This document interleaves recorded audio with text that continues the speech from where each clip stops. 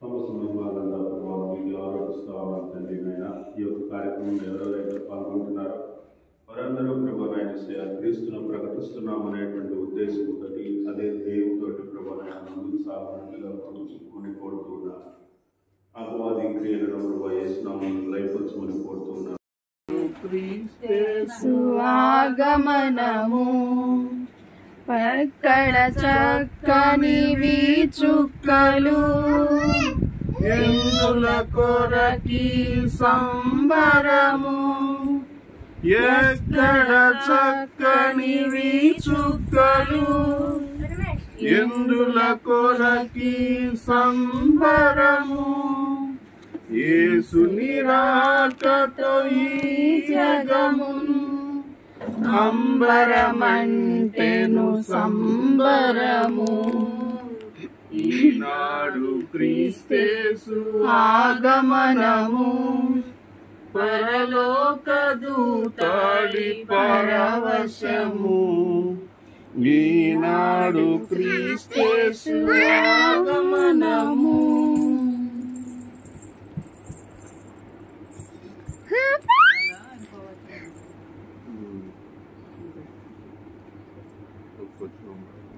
పాటలు పాడిరి పసి పాపలు ఆటలు ఆడిరి యువజనము పాటలు పాడిరి పసి పాపలు ఆటలు ఆడిరి యువజనము.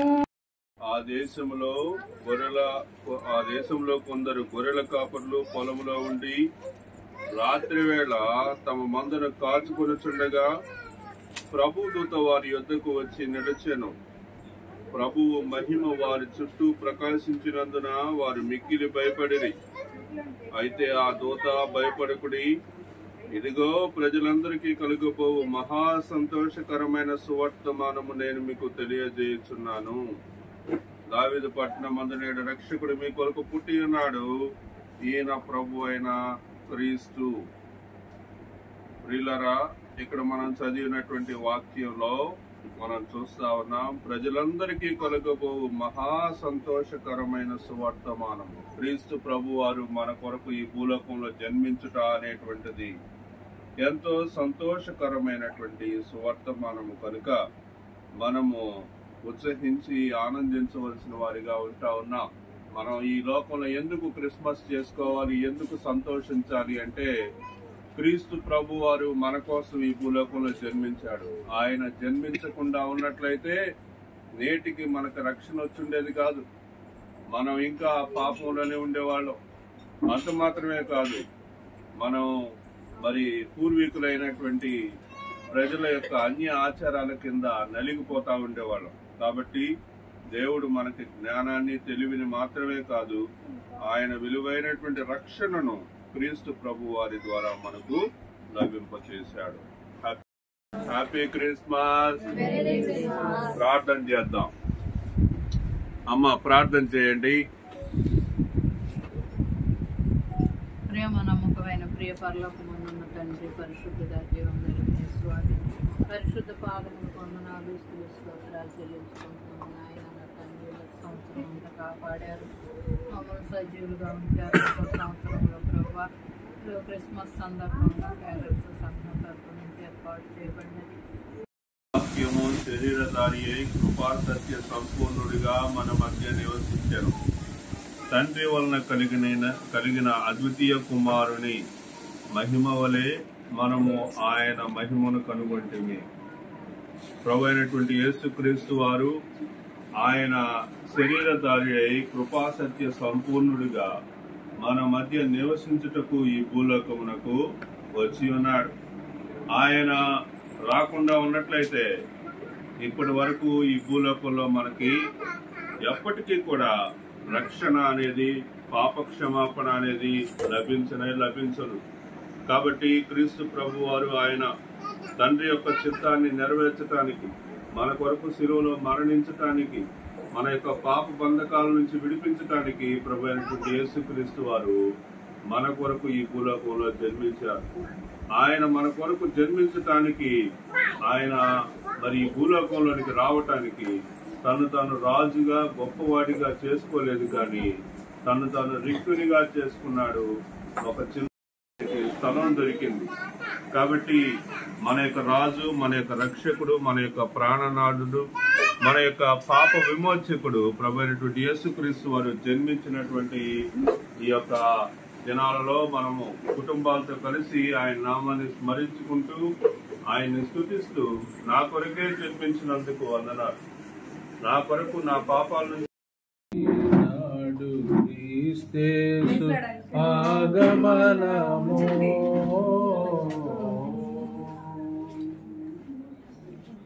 వాక్యం చదువుదాం.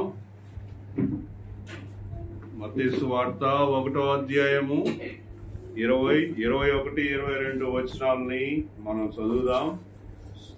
అతడు ఈ సంగతులను గురించి ఆలోచించుకొంచుండగా ఇదిగో ప్రభుదూత స్వప్నమందు అతనికి ప్రత్యక్షమై, దావీదు కుమారుడైన యోసేపు, నీ భార్య అయిన మరియను చేర్చుకున్నట్టుకు భయపడకుము, ఆమె గర్భము ధరించినది పరిశుద్ధాత్మ వలన కలిగినది.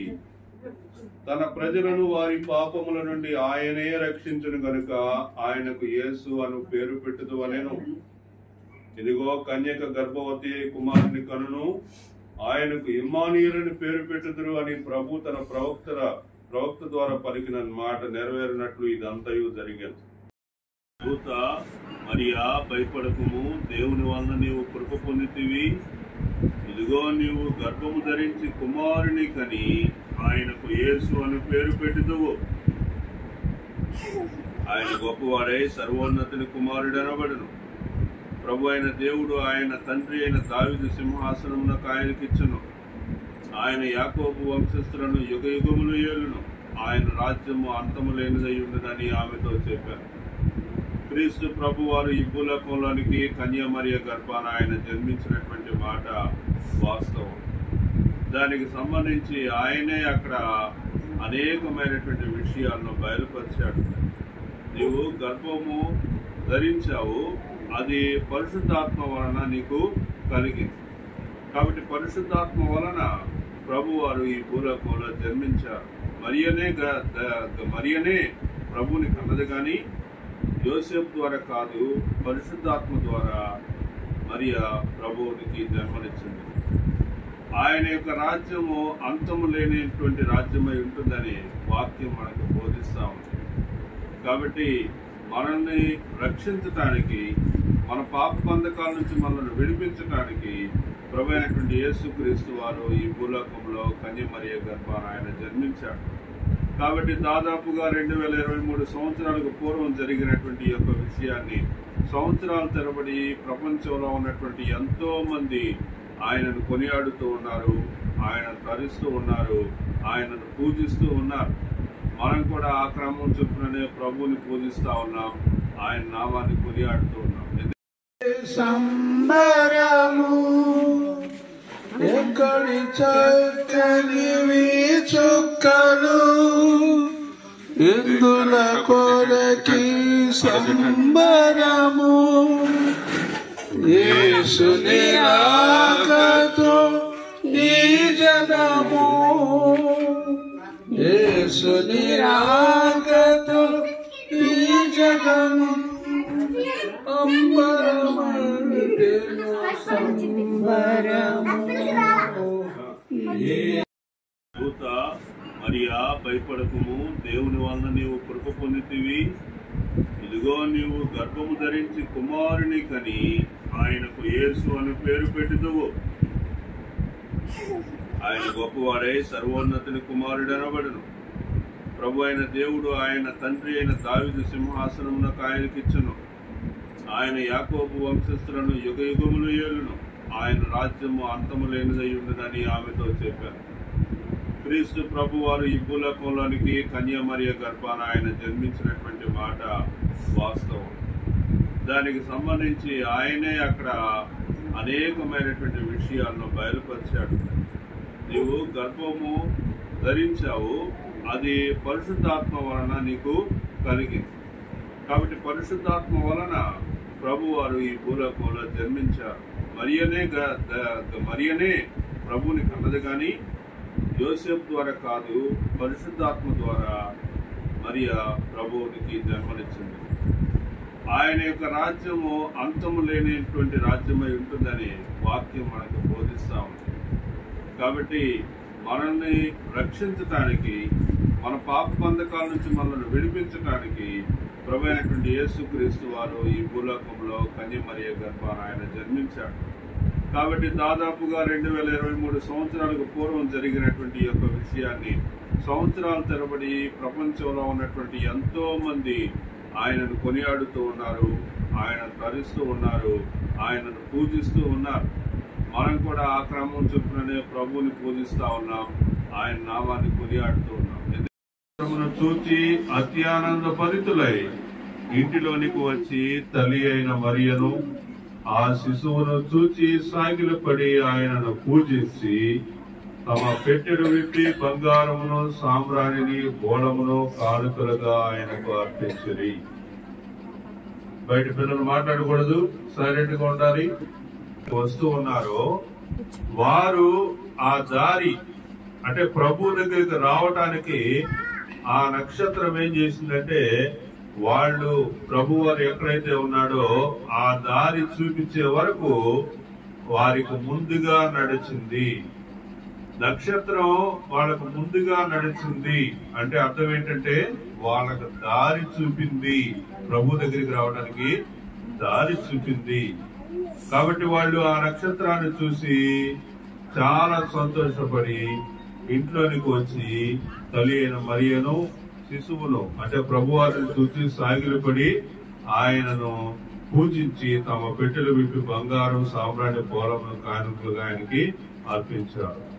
కాబట్టి సుజాతక గృహంలో చేరినటువంటి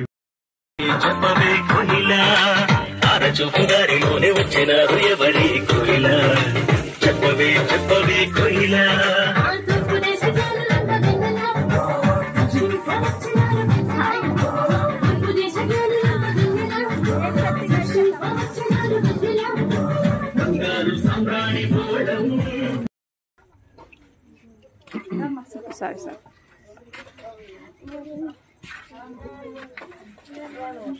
Uncle Rana. అపోస్తలుడైన పౌలు గలాతీయులకు రాసినటువంటి పత్రిక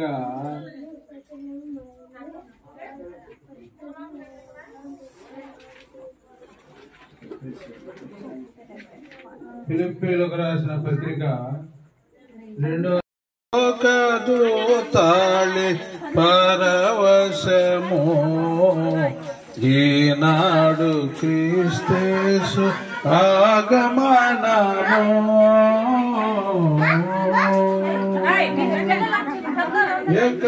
మనందరి కోసం మనల్ని రక్షించడానికి ఆయన కన్య మరియ గర్భాన ఒక చిన్న మరి ఎంతో దీనమైనటువంటి హృదయంతో ఆయన దీనుడైనటువంటి వారిగా ఈ భూలోకంలో మనిషిగా ఆయన జన్మించాడు. ఆయన మనిషిగా జన్మించాడు కాబట్టి ప్రజలెవరు కూడా ఆయనను ప్రభు అని, దేవుని కుమారుడని ఆయనను నమ్మలేదు. ఆయన కేవలం ఒక మనిషిగానే చూశారు. అయితే ఆయన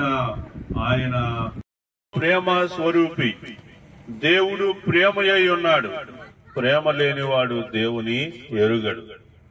మనము ఆయన ద్వారా జీవించినట్లు దేవుడు తన అద్వితీయ కుమారుని అంటే ఒక్కడే కుమారునిగా ఉన్నటువంటి ప్రభువుని ఈ లోకములోనికి పంపెను. దీని వలన దేవుడు మన యందు ఉంచిన ప్రేమ ప్రత్యక్షపరచబడెను. మనము దేవుని ప్రేమించటమని కాదు, తానే మనలను ప్రేమించి మన పాపములకు ప్రాయశ్చిత్తమైండుటకు తన కళ్ళు ఇయ్యాలి కదా. కాబట్టి సైతాన్ ఏం చేస్తాడంటే మనల్ని ఫుల్లుగా వాడుకుంటాడు, మన అవయవాలన్నింటినీ నాశనం చేస్తాడు. కళ్ళు పోగొడతాడు, కిడ్నీ పోగొడతాడు, తర్వాత ఆ రోగం ఈ రోగం వచ్చేటట్టు చేస్తాడు. జీవితకాలం అదే రోగాలతోటి మనం బాధపడేటట్టుగా చేస్తానే ఉంటాడు. ఇలా చేసి చేసి చేసి చివరికి మనం ఏమవుతాం అంటే ఫుల్గా నాశనం అయిపోతాం, బాగా బలహీనం అయిపోతాం, ఎందుకు పనికి రాకుండా అయిపోతాం. అలా అయిపోయిన తర్వాత అప్పుడు ఏం చేస్తాడంటే సైతాన్ కూడా వదిలేస్తాడు. ఎందుకని ఇంక నీలో నువ్వు బతకడానికి ఏమి లేదు దాంట్లో. ఇంక నువ్వు నీ సొంతంగా నువ్వు చేయడానికి ఏమీ లేదు. ఇంకా తర్వాత మనిషి చచ్చిపోతాడు. ఇది సైతాన్ చేసే పని. కాబట్టి ఇక్కడ మనం ఒక విషయాన్ని గుర్తుపెట్టుకోవాలి. దేవుడు ప్రేమ స్వరూపి కాబట్టి, ఆయన మనల్ని ప్రేమిస్తున్నాడు కాబట్టి, ఇక నేను జీవితాంతం నేను పాపం చేస్తానే ఉంటాను, దేవుడు నన్ను క్షమిస్తానే ఉంటాడని అనుకుంటే పొరపాటు. కొంతకాలం తర్వాత అరే ఈడి బిహేవియర్ ఇంటేరా, ఈడు ఇంకా మారరా అని దేవుడు కనిపిస్తే అప్పుడు సైతాన్ని పట్టుకుంటాడు. ఇంకంతే, మన జీవితం అట్నే అయిపోతుంది. కాబట్టి ఈరోజు నేను మీకేం చెప్తున్నానంటే, దేవుడు ప్రేమ స్వరూపి. దేవుడిలో ఏమి లేదు, ద్వేషం లేదు, పాపం లేదు, కపటం లేదు. ఆయన నువ్వు ఎంత బాగా చూస్తే అంత ప్రేమ నీలో ప్రవేశిస్తుంది. నువ్వు ఎంత దేవుణ్ణి కలిగి ఉంటావో, దేవుడికి దగ్గర అవుతావో, దేవుడి నిన్ను అంతగా దగ్గర చేర్చుకుంటాడు. దేవుడిని నీ దగ్గర చేర్చుకుంటే ఏమవుతుంది తెలుసా? నీలో ప్రేమ అనేది ఉంటది. నీలోకి ఏమొస్తుంది? ప్రేమ అనేటువంటిది వస్తుంది. కాబట్టి యేసు ప్రభు వారు ఏం చేశారు అని మనం చూస్తే, ఇక్కడ 9వ వచనంలో దేవుడు తన అద్వితీయ కుమారుని లోకములోనికి పంపాడు. కాబట్టి దేవుడు ఏం చేశాడంటే, తన కుమారుడైన యేసుక్రీస్తు ప్రభు వారిని ఈ భూలోకంలోనికి పంపాడు. అదే క్రిస్మస్. మనం ఎందుకు క్రిస్మస్ చేసుకుంటున్నామో తెలుసా? యేసుక్రీస్తు ప్రభు వారిని తండ్రి అయినటువంటి దేవుడు ఈ భూలోకంలోనికి పంపాడు కాబట్టి. ఆయన ఈ భూలోకంలోకి పంపితే యేసు ప్రభు ఏం చేశాడు? ఈ భూలోకంలోకి వచ్చి చెప్పండి, ఏం చేశాడు? ఆయన ఒక మతం పెట్టాడా? రాసిన పత్రిక 4వ అధ్యాయము 4-5 వచనాలు చదువుదాం. కావాలనని ధర్మశాస్త్రమునకు లోబడి ఉన్న వారిని విమోచించుటకై ధర్మశాస్త్రమునకు లోబడిన వాడాయను. ఇక్కడ మనం చూస్తున్న మాట కాలము పరిపూర్ణమైనప్పుడు. కాలము పరిపూర్ణమైనప్పుడు అంటే కాలము కంప్లీట్ అయిపోయింది అనమాట. ఏమేమి అవ్వాలో, ఏమేం చేస్తున్నారో, అంత్యకాలం అనేటువంటిది దగ్గర పడుతా ఉంది. అంత్యకాలం, అంత్య అంటే చివరి రోజులు. ఎందుకు ఈ లోకానికి చివరి రోజులు అంటే, మనుషులు చేసేటువంటి పాపంతో దేశం అనేటువంటిది, ప్రపంచం అనేటువంటిది నిండిపోయింది కాబట్టి. ఆ టైంలో దేవుడు తన కుమారుణ్ణి లోకంలోనికి పంపాడు. ఆయన స్త్రీ యందు పుట్టాడు. ఆయన ప్రభు అయినటువంటి యేసుక్రీస్తు వారు ఎలా పుట్టాడు అంటే, స్త్రీకి పుట్టాడు. పుట్టి మనము దత్తపుత్రులము కావాలనని ధర్మశాస్త్రానికి లోబడి ఉన్నటువంటి వారిని విమోచించుటకై ధర్మశాస్త్రమునకు లోబడ్డాడు. కాబట్టి ప్రభు అయినటువంటి యేసుక్రీస్తు వారు ఈ భూలోకంలో ఆయన స్త్రీ యందు పుట్టాడు. కన్యామరియ గర్భాన ఆయన జన్మించాడు. ఆయన జన్మించినటువంటి రోజు ఏది అనేది ఖచ్చితంగా తెలుసు తెలియదు అనేది కాదు, కానీ ఇక్కడ ప్రభు అయినటువంటి యేసుక్రీస్తు వారు ఈ భూలోకంలో ఆయన మనకులాగా ఒక కన్య మరియకు ఆయన జన్మించి ఉన్నారు. ఆయన పాపాల నుంచి విముక్తులనిగా చేయటానికి ప్రభు అయినటువంటి యేసుక్రీస్తు వారు ఈ భూలోకమునకు పంపబడ్డాడు. కాబట్టి ఇప్పుడు మనం అర్థం చేసుకోవాల్సిన ఒక్క విషయం ఏంటంటే, కాలము పరిపూర్ణమయ్యింది. ప్రభువారు ఆయన మొదటి రాకడలో వచ్చాడు. కన్యామరియకు ఆయన జన్మించాడు. ఆయన 33.5 సంవత్సరాలు జీవించాడు. ఆయన సిలువ వేయబడ్డాడు. మన పాపాల నిమిత్తం ఆయనకు సిలువ వేయబడింది. ఆయన సిలువలో మరణించాడు. 3వ దినాన తిరిగి లేచాడు. ఆయన తండ్రి దగ్గరికి వెళ్ళాడు. ఆయన మరలా తన యొక్క 2వ రాకడలో ఆయన మరలా తిరిగి రాబోతా ఉన్నాడు. ఇంతకుముందు ఆయన మనల్ని రక్షించడానికి వచ్చాడు. ఈసారి ఆయన మనల్ని తీర్పు తీర్చడానికి రాబోతా ఉన్నాడు. ఆయన వచ్చినప్పుడు ఆయన యందు విశ్వాసం ఉంచినటువంటి వారందరూ కూడా ఎత్తపడతారు అనేటువంటి విషయాన్ని వాక్యంలో మనం చూస్తా ఉన్నాం. కాబట్టి ఒక క్రైస్తవుడిగా నా యొక్క ఉద్దేశం, నా యొక్క గురి ఏమై ఉండాలంటే, క్రీస్తు ప్రభు వారు జన్మించాడు, అది సంతోషమే, కానీ యేసు ప్రభు వారు నా జీవితంలో జన్మించాడా లేదా? యేసు ప్రభు వారు నా జీవితంలో జన్మిస్తేనే అసలైనటువంటి క్రిస్మస్. ఆయన నా జీవితంలో జన్మించకుండా నేను ఎంత గొప్పగా క్రిస్మస్ చేసినా దానివల్ల ఉపయోగమే లేదు. క్రిస్మస్ ఏం తెలియజేస్తుందంటే ఆయన రక్షించటానికి, నన్ను రక్షించటానికి భూలోకంలోనికి వచ్చాడు కదా, మరి నువ్వేం నిర్ణయం తీసుకున్నావు అనేటువంటిది అర్థం చేసుకోవాలి. ఏంటి నిర్ణయం? ఏ నిర్ణయం తీసుకోవాలి?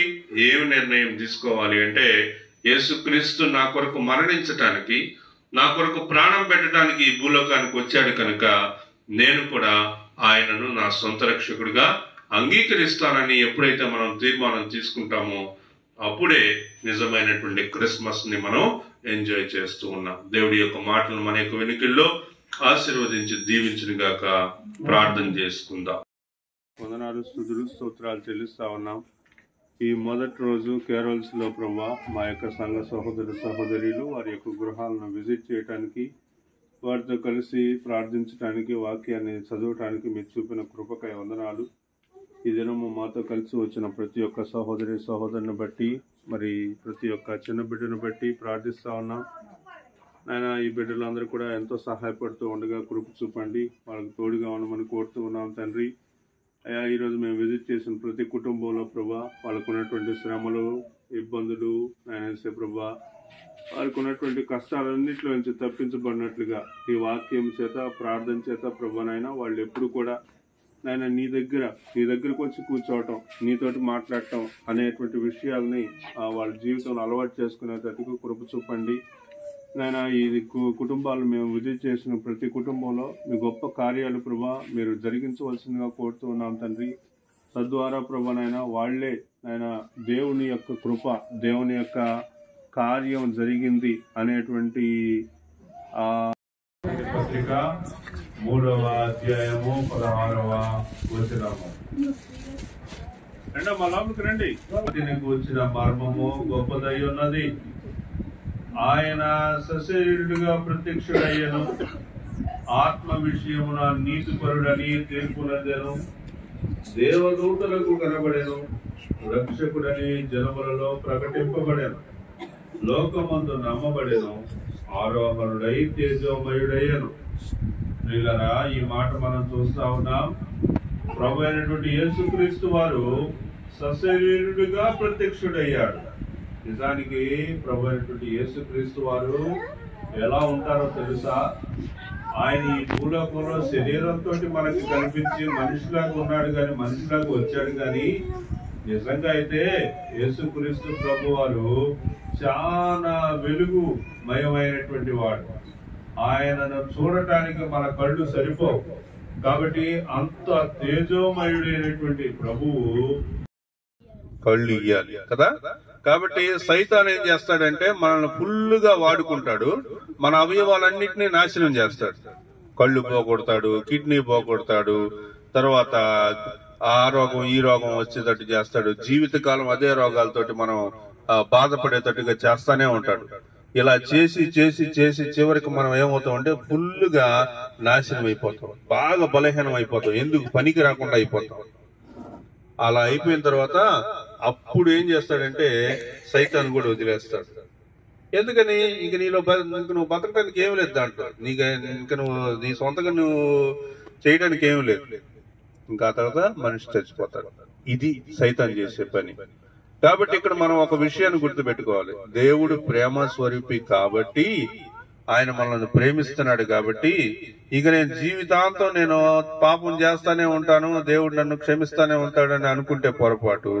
కొంతకాలం తర్వాత అరే ఈడి బిహేవియర్ ఇంతేరా, ఈడు ఇంకా మారరా అని దేవుడు కనిపిస్తే అప్పుడు సైతాన్ పట్టుకుంటాడు. ఇంకంతే, మన జీవితం అట్నే అయిపోతుంది. కాబట్టి ఈరోజు నేను మీకేం చెప్తున్నానంటే, దేవుడు ప్రేమ స్వరూపి. దేవుడిలో ఏమి లేదు, ద్వేషం లేదు, పాపం లేదు, కపటం లేదు. ఆయన నువ్వు ఎంత బాగా చూస్తే అంత ప్రేమ నీలో ప్రవేశిస్తుంది. నువ్వు ఎంత దేవుణ్ణి కలిగి ఉంటావో, దేవుడికి దగ్గర అవుతావో, దేవుడి నిన్ను అంతగా దగ్గర చేర్చుకుంటాడు. దేవుడిని నీ దగ్గర చేర్చుకుంటే ఏమవుతుంది తెలుసా? నీలో ప్రేమ అనేది ఉంటది. నీలోకి ఏమొస్తుంది? ప్రేమ అనేటువంటిది వస్తుంది. కాబట్టి యేసు ప్రభు వారు ఏం చేశారు అని మనం చూస్తే, ఇక్కడ 9వ వచనంలో దేవుడు తన అద్వితీయ కుమారుని లోకములోనికి పంపాడు. కాబట్టి దేవుడు ఏం చేశాడంటే తన కుమారుడైన యేసుక్రీస్తు ప్రభు వారిని ఈ భూలోకంలోనికి పంపాడు. అదే క్రిస్మస్. మనం ఎందుకు క్రిస్మస్ చేసుకుంటున్నామో తెలుసా? యేసుక్రీస్తు ప్రభు వారిని తండ్రి అయినటువంటి దేవుడు ఈ భూలోకంలోనికి పంపాడు కాబట్టి. ఆయన ఈ భూలోకంలోకి పంపితే యేసు ప్రభు ఏం చేశాడు? ఈ భూలోకంలోకి వచ్చి చెప్పండి, ఏం చేశాడు? ఆయన ఒక మతం పెట్టాడా? ఉన్నది. ప్రియులరా, దేవుడు మనల్ని ఇలాగూ ప్రేమింపగా మనం ఒకరినొకరు ప్రేమింపబద్దులమై ఉన్నాము. ఇక్కడ మనం చూస్తున్నటువంటి మాట, దేవుడు ప్రేమ స్వరూపి. దేవుడు ఎవరు చెప్పండి? దేవుడు ఎవరు? దేవుడు అంటే ప్రేమ. దేవుడు అంటే ఎవరు? ప్రేమ.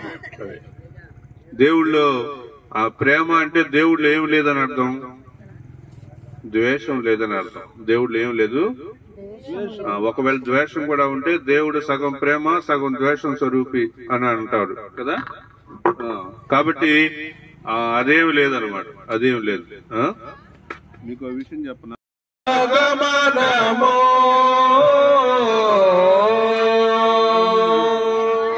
హల్లెలూయా, ప్రైజ్ ది లార్డ్, హల్లెలూయా. మనం ఒక మాట చదువుదాం బైబిల్లో నుంచి.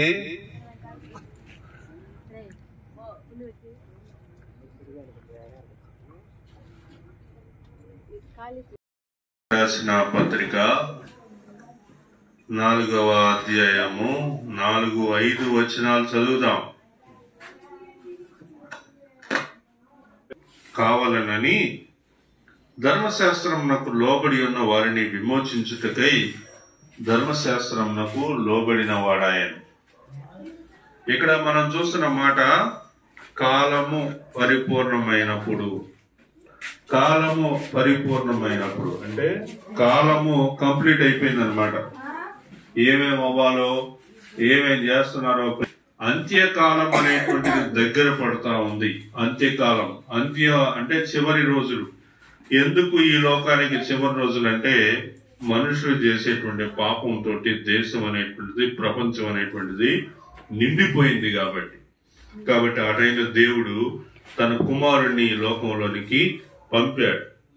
ఆయన స్త్రీ యందు పుట్టాడు.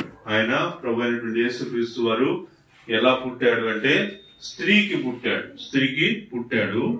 పుట్టి మనము దత్తపుత్రులము కావాలనని ధర్మశాస్త్రానికి లోబడి ఉన్నటువంటి వారిని విమోచించుటకై ధర్మశాస్త్రమునకు లోబడ్డాడు. కాబట్టి ప్రభు అయినటువంటి యేసుక్రీస్తు వారు ఈ భూలోకంలో ఆయన స్త్రీ యందు పుట్టాడు. కన్యామరియ గర్భాన ఆయన జన్మించాడు.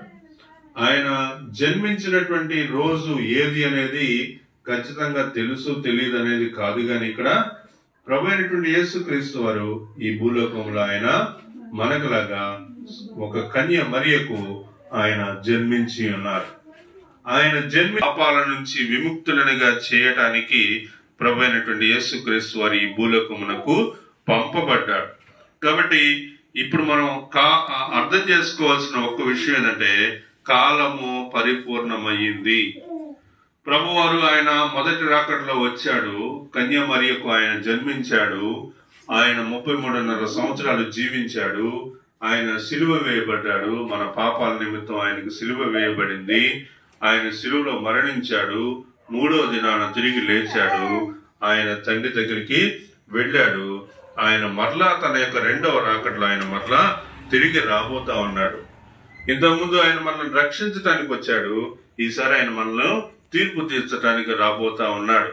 ఆయన వచ్చినప్పుడు ఆయన యందు విశ్వాసం ఉంచినటువంటి వారందరూ కూడా ఎత్తపడతారు అనేటువంటి విషయాన్ని వాక్యాలు మనం చూస్తా ఉన్నాం. కాబట్టి ఒక క్రైస్తవుడిగా నా యొక్క ఉద్దేశం, నా యొక్క గురి ఏమై ఉండాలంటే క్రీస్తు ప్రభు వారు జన్మించాడు, అది సంతోషమే. కానీ యేసు ప్రభు వారు నా జీవితంలో జన్మించాడా లేదా?